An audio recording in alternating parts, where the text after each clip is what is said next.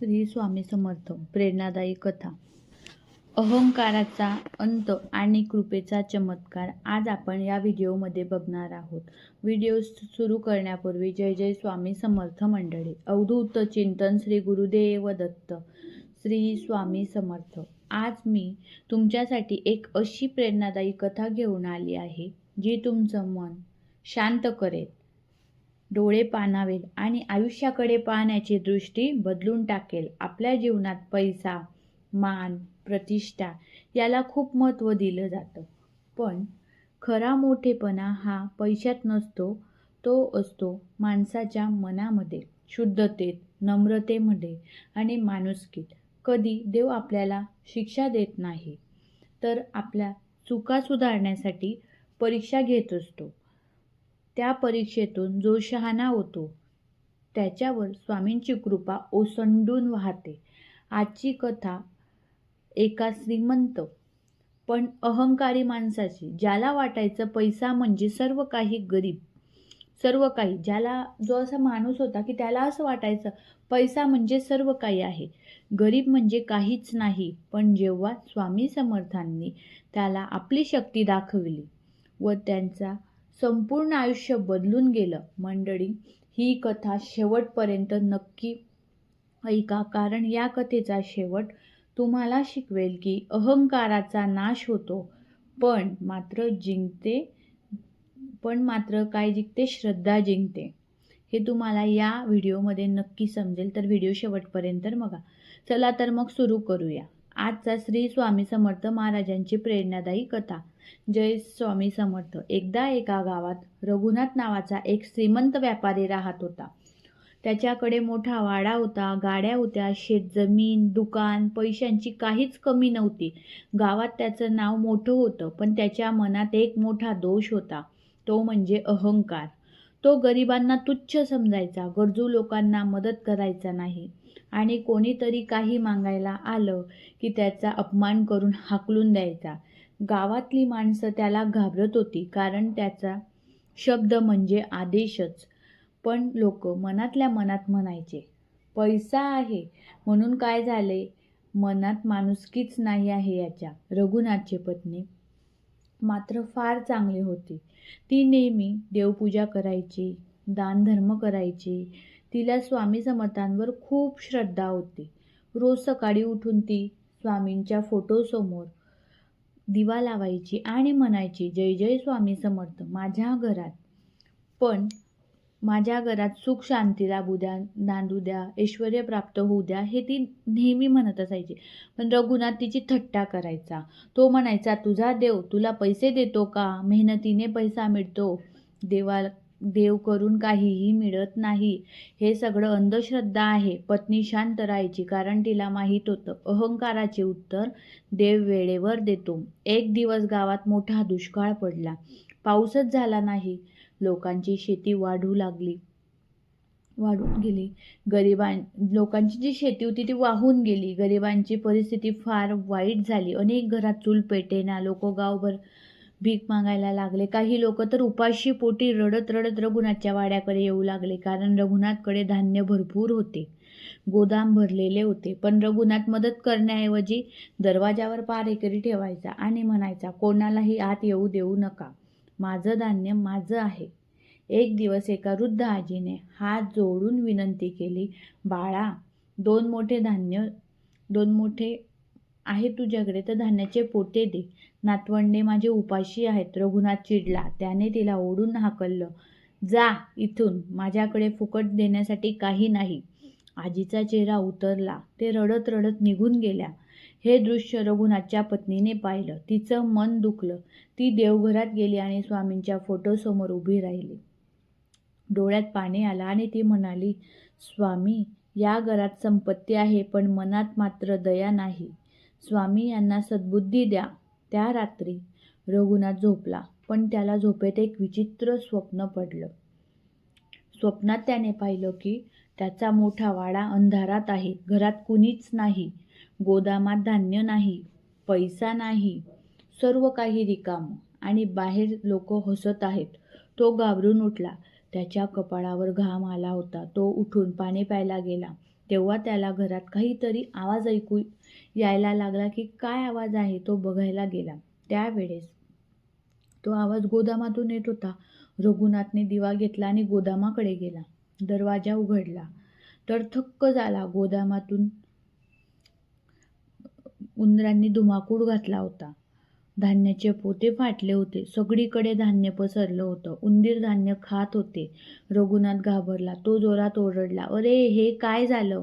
त्याने नोकरांना उठवलं, पण उंदराची संख्या इतकी होती की कुणालाच काही करता आले नाही आणि काही करता येईना.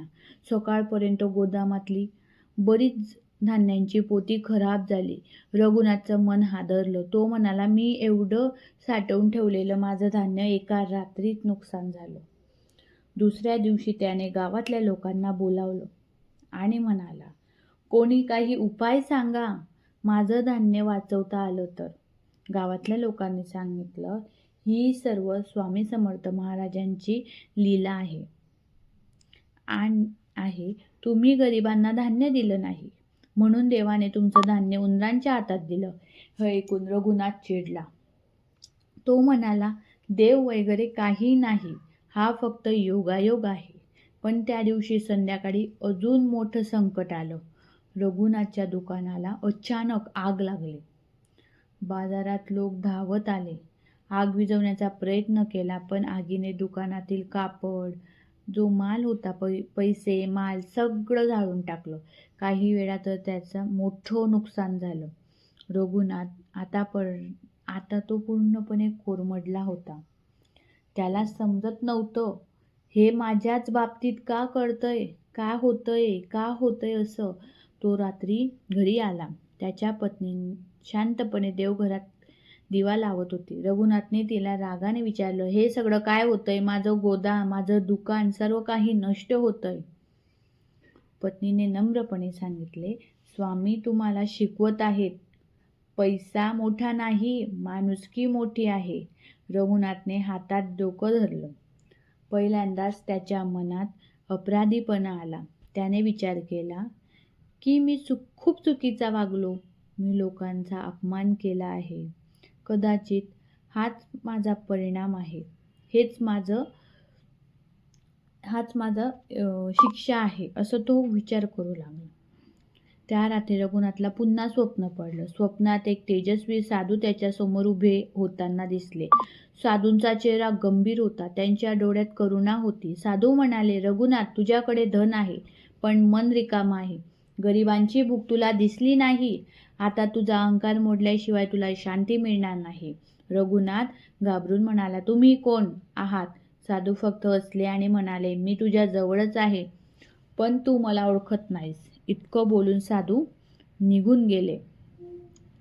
रघुनाथ घाबरून जागा झाला. त्याच्या मनात एकच नाव घुमत होतं, श्री स्वामी समर्थ. पहाटे त्याने पत्नीला उठवलं. तो म्हणाला, "मला अक्कलकोटला जायचं आहे. स्वामींचं दर्शन घ्यायचं आहे." पत्नीच्या डोळ्यात आनंदाश्रू आले. ती म्हणाली, "काय? स्वामींनी तुमचं मन बदललं? चला जाऊया." दुसऱ्या दिवशी अक्कलकोटला निघाले. रघुनाथ पहिल्यांदाच शांत दिसत होता. तो वाटेत सतत म्हणत होता, "जय जय स्वामी समर्थ, माझ्याकडून मोठी चूक झाली."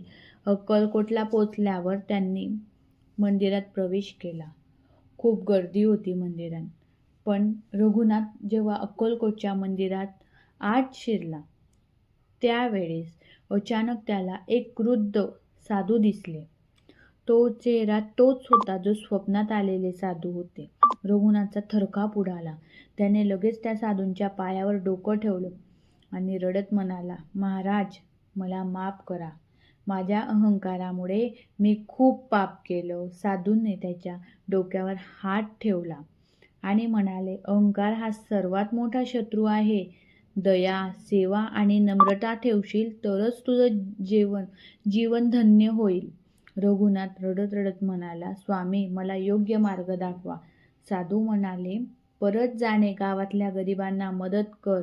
तुझं धान्य जे सर्व आहे तुझं नाही, ते ईश्वराने तुला दिलं आहे. लोकांच्या सेवेसाठी. इतकं बोलून साधू निघून गेले आणि गर्दी ठरवले. रघुनाथ आणि त्याची पत्नी शांत झाले दोघं. त्यांनी शोधलं पण साधू कुठेच दिसेना. पण तेव्हा पुजारी जे होते त्यांनी सांगितले, बाळा, ते स्वामी समर्थ होते. ज्याला श्रद्धा असते त्याला स्वामी दर्शन देतात. हे ऐकून रघुनाथचा संपूर्ण देह थरथरला. त्याच्या डोळ्यातून अश्रू वाहू लागले. तो म्हणाला, स्वामी, मला क्षमा करा, मी आजपासून बदलणार आहे. ते दोघी घरी परतले. रघुनाथने दुसऱ्या दिवशी गावात जाहीर केलं, आजपासून माझ्या गोदामातील धान्य गरजू लोकांना दिलं जाईल. कोणताही माणूस उपाशी राहू देणार नाही. गावातले गरीब लोकांमध्ये आनंद पसरला. आनंदाने भरून लोक येऊ लागले. रघुनाथ स्वतः हाताने त्यांना धान्य देऊ लागला. त्याने त्या वृद्ध आजीला शोधून काढलं आणि तिच्या हातात पोते दिले. तो म्हणाला, आई, मला माफ करा, मी खूप मोठी चुकी केली. आजीच्या डोळ्यात पाणी आलं. त्या म्हणाल्या, बाळा, आज तुझ्या मनात देव जागा झाला.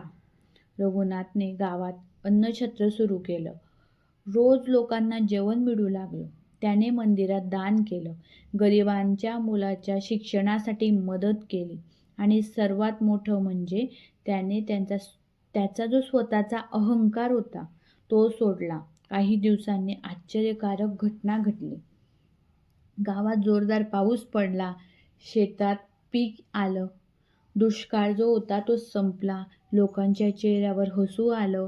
रघुनाथने देवघरात जाऊन स्वामींच्या फोटोसमोर हात जोडले आणि म्हणाला, स्वामी, तुम्ही मला शिकवलं की पैसा मोठा नाही, माणुसकी मोठी आहे. त्या दिवशी रघुनाथच्या आयुष्याचा पूर्ण बदल झाला. तो आधी लोकांना घाबरवायचा, पण आता लोक त्याला प्रेमाने पाहू लागले. गावकरी म्हणू लागले, स्वामींनी रघुनाथला बदललं आहे. रघुनाथ रोज सकाळी उठून स्वामींच्या फोटोसमोर दिवा लावायचा, म्हणायचा, जय जय स्वामी समर्थ. माझ्या मनात नेहमी नम्रता राहू द्या. आणि त्या दिवसापासून रघुनाथच्या घरात धनधान्य, शांती, आनंद, प्रेम, समाधान राहू लागले. अहंकाराने माणूस खाली पडतो, पण नम्रता आणि सेवा माणसाला देवाजवळ नेते. स्वामी समर्थांची कृपा त्यालाच मिळते जो मनाने शुद्ध असतो. मंडळी, या कथेचा अर्थ खूप मोठा आहे. आपल्याला स्वामी समर्थांनी या कथेच्या माध्यमातून एक सुंदर संदेश दिला आहे. पैसा असला तरी मनात दया नसेल तर ते जे धन आहे ते निरर्थक आहे.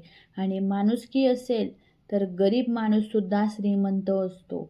स्वामी समर्थ आपल्या भक्तांना कधीच सोडत नाहीत, पण ते आपल्याला वेळोवेळी शिकवतात की सेवा करा, अहंकार सोडा आणि श्रद्धा ठेवा. कारण अहंकार माणसाला अंध करतो. तो आपल्याला इतरांच्या दुःखापासून दूर नेतो. पण जेव्हा नम्रता येते तेव्हा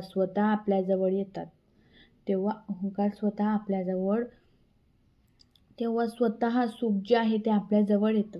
या कथेतील रघुनाथने जेव्हा अहंकार सोडला तेव्हा त्याच्या आयुष्यात चमत्कार घडले आणि तेच सत्य आपल्या आयुष्यातही लागू होतं. जर तुमच्या जीवनात संकट आली असतील, जर तुम्ही निराश असाल, तर फक्त एक गोष्ट लक्षात ठेवा, स्वामी समर्थांचा हात डोक्यावर आहे. फक्त विश्वास ठेवा आणि चांगले कर्म करत राहा. मंडळी, ही कथा तुम्हाला आवडली असेल तर व्हिडिओला लाईक करा आणि कमेंटमध्ये नक्की लिहा, श्री स्वामी समर्थ.